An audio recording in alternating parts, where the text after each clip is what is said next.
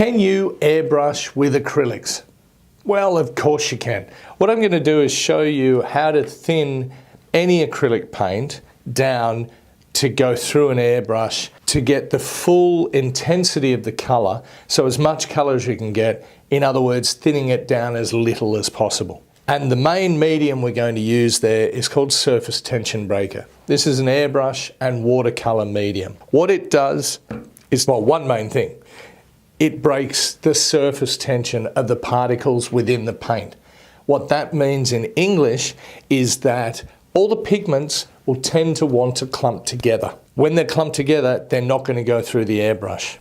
It's fine if we've got a really thick paint. That's actually not a bad thing particularly. But when we're trying to achieve a really thin flowing paint, we need all the pigment particles to spread apart. The Surface Tension Breaker does that. Plus it helps thin the whole viscosity of the paint without adding as much water.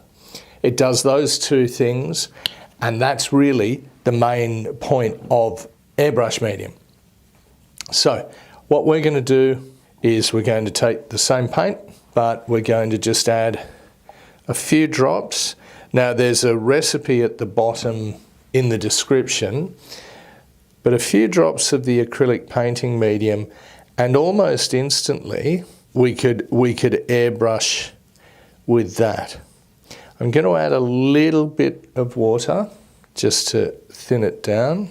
So we've probably got a little bit more water than airbrush medium, and the airbrush medium is probably running at about 5% or so.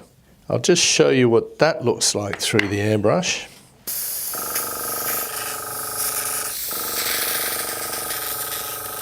So the Surface Tension Breaker will give a much more intensity just because you're putting less water in with it than what you would if you were just mixing the paint down with water.